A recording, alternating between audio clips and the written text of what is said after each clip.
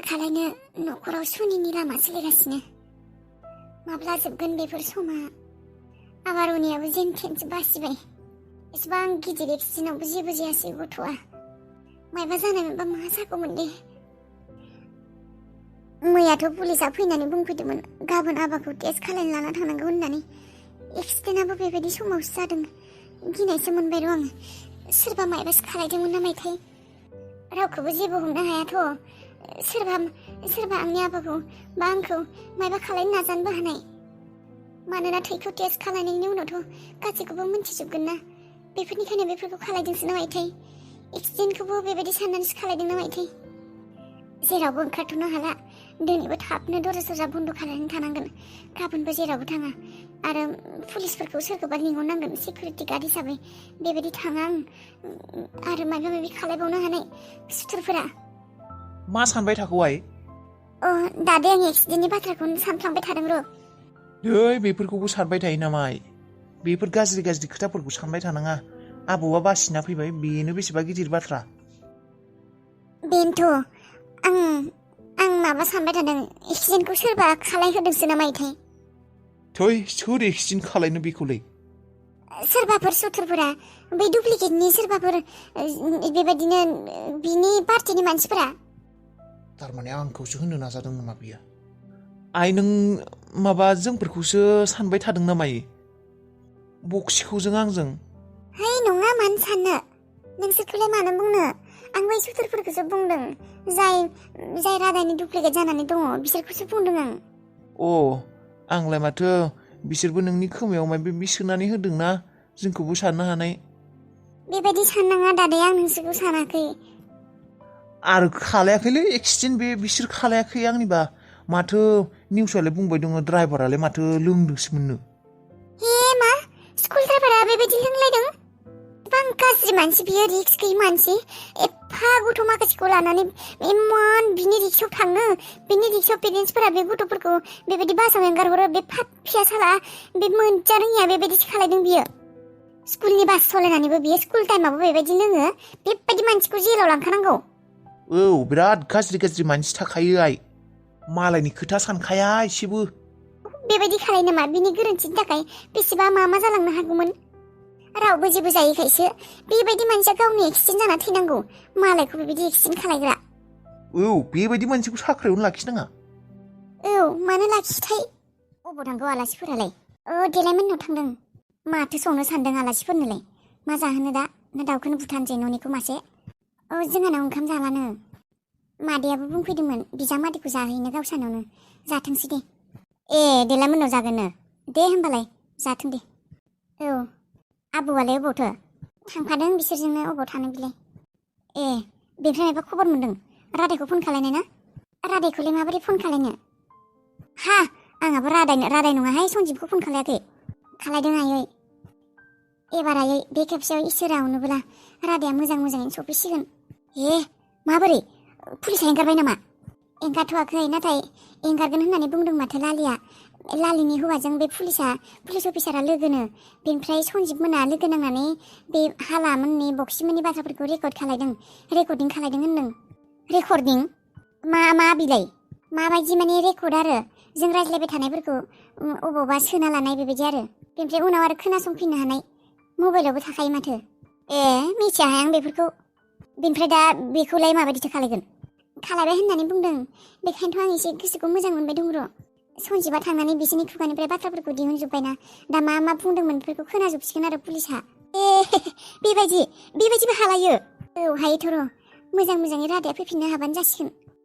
नंगौथ' र'। बे पुलिसफोरा होमबा बे बक्सिखौजों हालाखौजों माबारै जेलाव सोना दोनबाबो जासिगौ। आरो आंनि फिसाखौ एंगार हरबानो जायो माबारै। आयै बेनोथ'। डक्टरनियाव खेबसे थांथारनांगौमोन। कहाँ है? और 2 नंबर का बाप कहाँ है? इंस्पेक्टर सर आप? हाँ, आपके घर में जो रह रहा है हाला, उसको बुलाओ। क्यों सर, क्या हुआ? क्या हुआ नहीं, क्या कुछ नहीं हो गया। वो एक कातिल है। क्या? कातिल? ऐसा नहीं हो सकता। मेरे अंकल ऐसा नहीं कर सकते। कर सकते नहीं, बहुत कुछ किया है उसने। हम उसको गिरफ्तार करने आए हैं। क्या? गिरफ्तार? आप ऐसे कैसे बोल सकते हैं? ऐसा नहीं हो सकता। आपको कोई गलतफहमी हुआ है। वो वो मेरे अंकल है, मेरे अंकल ऐसा नहीं है। हम कोई गलतफहमी में नहीं है, आप गलतफहमी में है। वो आपको कोई प्यार व्यार नहीं करता, आपके संपत्ति से प्यार करता है। औ बाजै बियो मोजां नङा मानसिया गाज्रिसो बियो नोंसिनि धोन सम्पतिखौल' मोजां मोनोमोन आरो रादायखौबो बेनो बुथारनो नाजादोंमोन रादाया बिनि थाखायनो कमायाव थांदोंमोन बाजै आं फोथाया नोंसोर बे बाथ्राखौनो मानो बुंबाय थादों।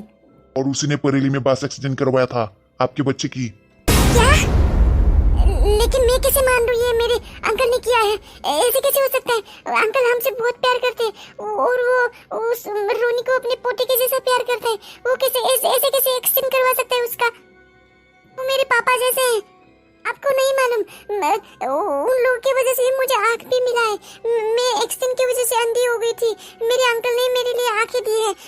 ऐसे कैसे मेरे अंकल ऐसे कर सकता है? आप लोग को कोई गलतफहमी हुआ है? सुनो मिस्टर स्ट्रीटू, हम बिना सबूत और प्रूफ के कुछ भी बात नहीं करते। हमारे पास सबूत है, प्रूफ है, सब कुछ है, इसलिए हम आए हैं यहाँ पे। क्या सबूत? प्रूफ? कैसा प्रूफ? औ बाजै पुलिस सारा थारखौनो बुंदों जोंफोरनाव गासैबो प्रुफ आरो गासैबो सबूत दंजोबो आला आरो बक्सिनि आसोर महरखौ नों नुवाखैमोन ना बाजै दा नुनो मोनसिगोन नोङो जोंफोरनाव गासैबो सबूत प्रुफ दंजोबो मा नाथाय मानो बेबायदि खालामनाय आं फोथायनो हायाखै नंमारगौ नामा? उन लोगों ने आपको सिर्फ धोखा दिया है, सिर्फ धोखा। वो लोग कभी आपके अपने थे ही नहीं। उन लोगों ने बहुत बड़ा क्राइम किया है। वो अब पुलिस की नजरों से नहीं बच सकता, पुलिस के हाथों से नहीं बच सकता। उन लोगों ने इतने सारे बच्चे को मारने की कोशिश की है।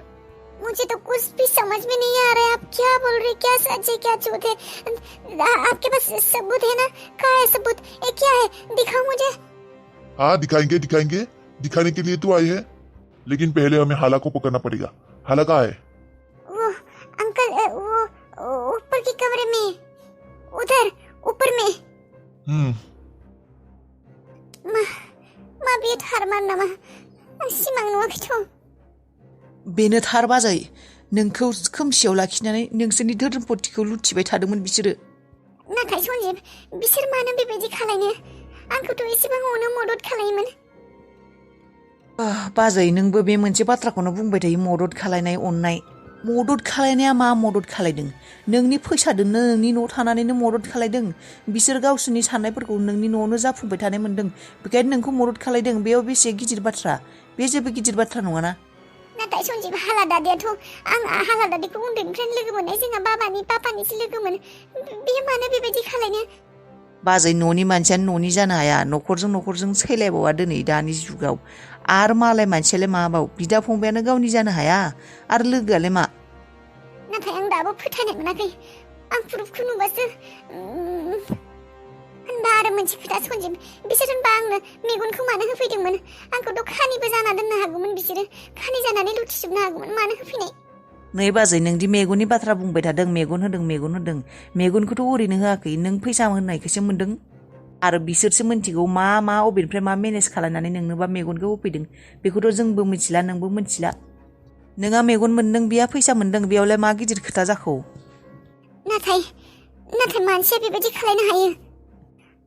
आंखौलाय माथो एसेबां अनो फिसा होननानै।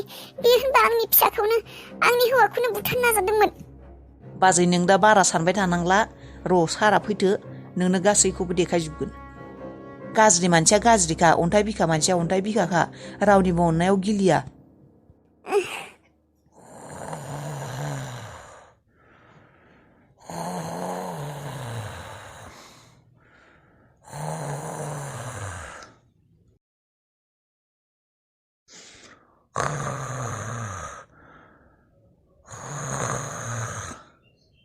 साला यही है, खराटे मार के सो रहा है। साले उठ उठ उठ उठ साले, तुझे तो मैं सोने की बिस्तर में सुलाऊंगा जेल में। उठ छोड़। चल बहुत सो लिया, जेल में सोना आप। छोरलै नोंलाय पुलिससो माथो। चल तेरा बिस्तर में सोने का टाइम खत्म हो गया है, अब जेल में सोना। क्या? मा जाखो आं हमनानै मोनाखै। चल कुत्ते, चल जल्दी चल, टाइम नहीं है हमारे पास, जल्दी चल। माँ? अरे मैंने कुछ नहीं किया। कुछ नहीं किया। तेरे खिलाफ हमारे पास बहुत सारे सबूत है, जल्दी चल या खिसके ले जाना पड़ेगा। कर नहीं हला कर। अबे कुत्ते कहाँ भागता है, रुक। साले मुझसे बच के कहाँ जाएगा तू? भागता है। कैसे नहीं आएगा तुम? हाँ साले, बच्चों का एक्सीडेंट करने आता है साले। मैं आगे को खाले कोई मैंने कुछ नहीं किया।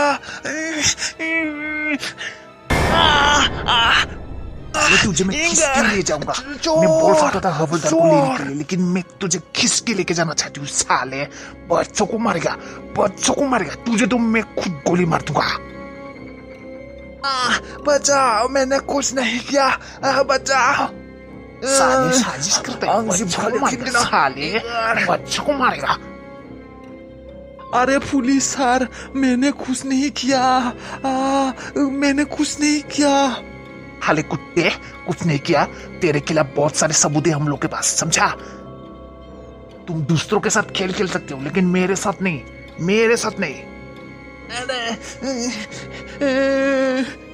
दूसरों को धोखा दे सकता है, पुलिस को नहीं, पुलिस को नहीं। Ay, nundung na pulis ang jibu kuno kaleke. Angku bukan dilabudu, ay angku basay ay. Ay angku police basay station में रोना। kaleke ay. Angku basay.